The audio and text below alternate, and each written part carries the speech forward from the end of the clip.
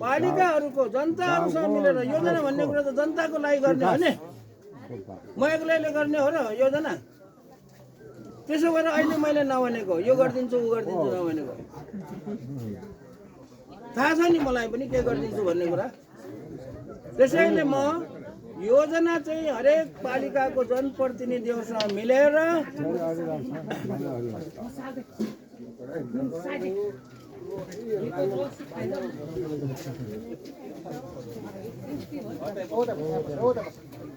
जनप्रतिनिधिहरूसँग मिलेर योजना बनाउँछु। के गर्ने भन्ने कुरा त्यति बेला सल्लाह गरेर योजना मात्रै बनाएर हुन्न, योजना त धेरै बन्ला, सक्ने काम गर्न सक्ने योजनाहरू बनाउने हो, काम गर्न सक्ने योजना बनाउने हो। अनि योजना मात्र बनाएर भएन, त्यहाँ त्यसलाई चाहिँ बजेट कहाँबाट ल्याउने, कोही बजेट केन्द्रबाट ल्याउनु पर्ने होला, कोही बजेट प्रदेश सरकारसँग माग्नु पर्ने होला। अब कहाँ कहाँबाट कसरी बजेट निकाल्ने त्यो सबै सरसल्लाह गरेर गर्ने हो क्या। त्यसै सांसद भयो भन्दैमा मैले त्यसै म हावाको बजेट बनाएर हुन्छ र हावाको योजना बनाएर हुन्छ र? त्यसरी म काम गर्छु। योजना भन्ने कुरा सबै मिलेर बनाउने हो, आफ्नो लागि हो नि योजना भन्ने कुरा, मेरो लागि योजना बनाउने होइन। सबै जनप्रतिनिधिहरूले सहयोग गर्नुपर्छ।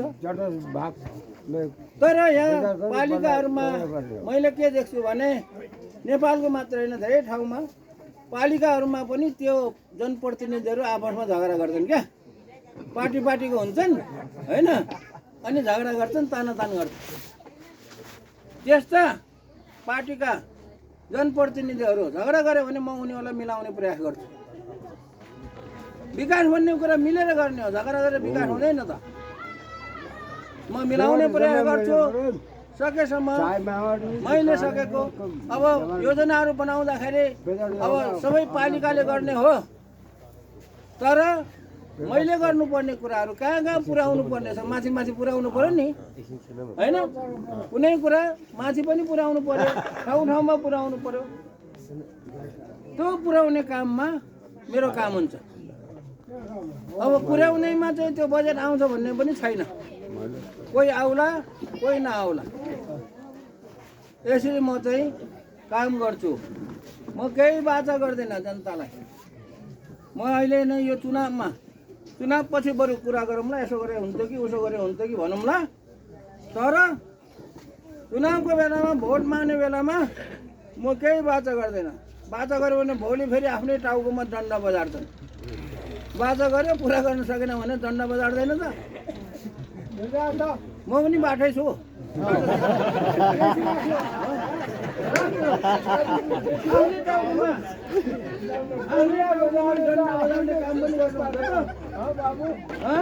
गर्नु हुँदैन त्यस्तो कुरा। त्यसैले म बाचा गर्दैन। एउटै बाचा भनेको म फर्केर आउँछु, कुरा गरौँ। त्यसो भन्दाखेरि कति ठाउँमा के भनेछन्, कति गाउँमा के भनेछन् भने तपाईँ फर्केर आउनुहुन्न। अरूले पनि त्यस्तै भन्थे, फर्केर आउँछु भन्थे, कोही एउटा मुसा फर्केर आएन भन्थे। किनभने झुक्क्याएको छन् जनतालाई।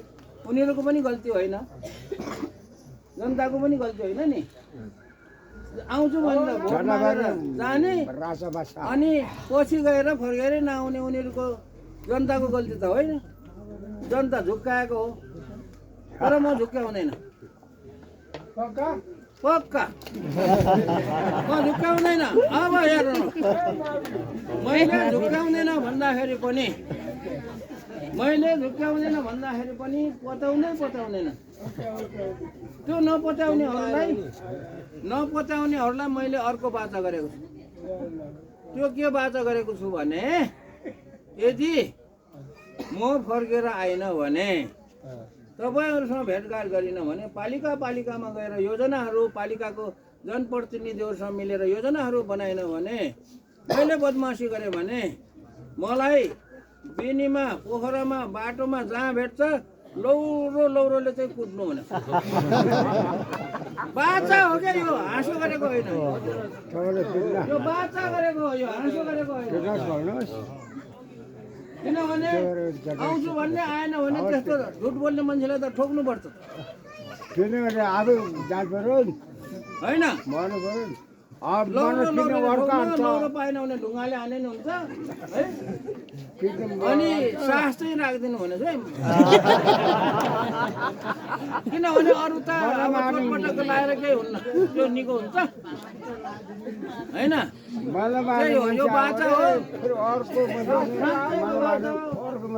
होइन बाचा गरेपछि कुरा गर्नुपर्छ मानौ मलाई तपाईँले कुट्नु भयो हुनु त कुट्नै पाउनुहुन्न त्यो त मलाई थाहा छ ल मानौ तपाईँहरूले मलाई कुट्नु भयो तपाईँलाई पुलिसले समात्यो भने पनि मैले पुलिसलाई भनेर यसलाई मेरो यिनीहरूलाई मैले बाचा गरेको हुनाले कुटेको छोडिदियो भने अब मैले होइन कुटाइ खाने मान्छेले छोडिदियो भनेपछि त छोड्नु पर्यो नि त पुलिसले होइन कुरा सही हो ल यही हो कुरा अब के कुरा गर्ने छैन एउटा कुरा चाहिँ छ एउटा कुरा अन्तिममा तपाईँलाई मैले एउटा जानकारी दिन्छु के जानकारी दिन्छु भने गाउँघरको मानिसहरू यता बस्नु भएको छ गाउँघरबाट कहिले कहिले काम विषयले जिल्लामा पनि जानुपर्छ नि होइन कुनै कार्यालयमा कुनै काम पर्छ ब्याङ्कमा काम पर्ला सिडिओ कार्यालयमा मालपोततिर केही काम पर्ला अथवा केही कागजपत्रहरू बनाउनु पर्ने होला बनाउनको लागि सहयोग गर्नको लागि मैले बेनीमा एउटा सम्पर्क कार्यालय महावीर पुनको सम्पर्क कार्यालय भनेर खोल्छु त्यहाँ 2-3 जना मान्छेहरू हुन्छन् र तपाईँहरूलाई जे जति सहयोग गर्न सक्ने कुराहरू त्यहाँ चाहिँ सहयोग गर्छन् तपाईँहरूले त्यहाँ गएर त्यो सम्पर्क कार्यालयमा गएर सहयोग मागे हुन्छ त्यो एकदम बिना पैसा फ्रीमा सहयोग गर्ने हो यति काम त अहिले भने पनि गर्न किनभने यो काम गर्नलाई मैले कुनै जनप्रतिनिधिसँग छलफल गर्नुपर्ने कुरा होइन आफैले गर्ने कुरा हो त्यसैले कसैको केही काम पर्यो भने निवेदन लेख्नु पर्ला फोटोकपी गर्नु पर्ला के गर्नु पर्ला तपाईँहरूले सहयोग गर्नको लागि हो यति काम चाहिँ अहिले भन्छु म चाहिँ र अर्को कुरा मैले त्यो तपाईँहरूले त्यो कार्यालयमा भन्दा बाहेक अहिले त गाउँमा मोबाइल गएको छ सबैको हातमा मोबाइल छ केही कुरा सोध्नु पर्यो मलाई केही कुराहरू सोध्नु पर्यो भने मलाई मोबाइलमा फोन गर्नु होला केही कुरा सोध्नु पर्यो भने मोबाइलमा फोन गर्नु होला जसले फोन गरे पनि सबैको फोन उठाउँछ म्याग्दीको मान्छेले त मलाई त्यति फोन गर्दैनन् अहिलेसम्म गरे आएनन् अब गर्छन् होला तर मलाई अरू जिल्लाको मान्छेहरूले साह्रै धेरै फोन गर्छ अरू जिल्लाको मान्छेहरूले अनि मधेसीहरूले सबैभन्दा धेरै फोन गर्छ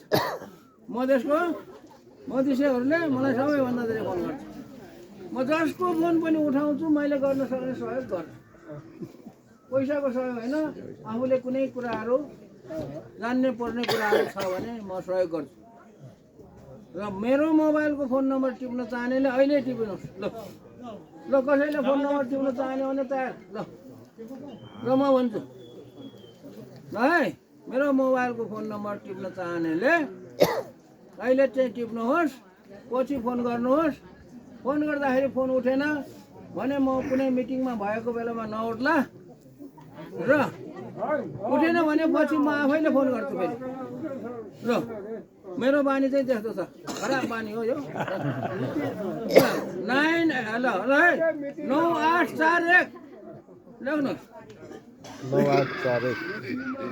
5923 61 ल है फेरि भन्छु 9841 592361 ल यो फोन नम्बरमा जहिले फोन गरेर हुन्छ केराटीले त मलाई कतिले फोन गर्छ केराटी है यो माफी पुग्नु र यो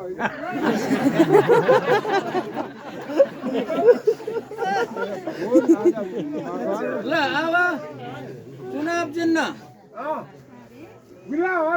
चिन्ह मतपत्रको नमुना यो अहिले यहाँ बाँड्छन् सबैले लिनु होला मतपत्रको नमुना मतपत्रमा 12 जना उम्मेदवारको चिन्ह छ हो यो रातो रङ लागेको छ है, रातो रङको चिन्ह छ।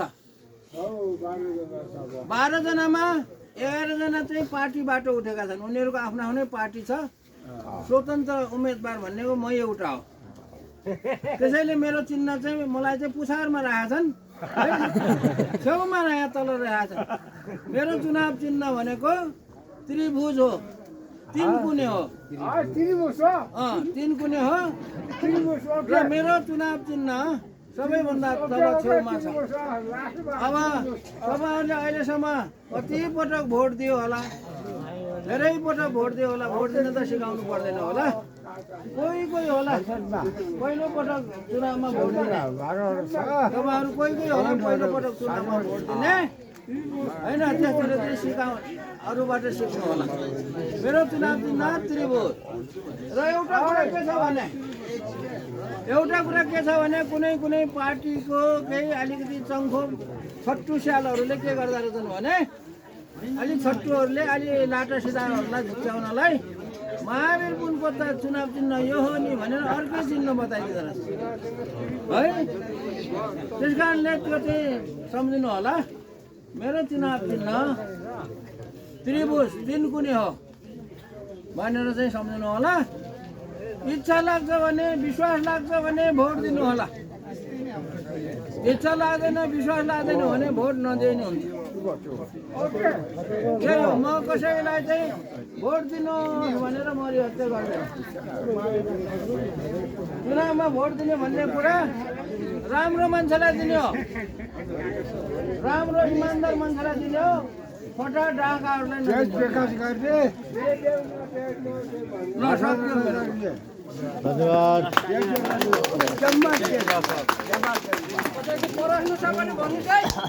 बसो अङ्कल बसो।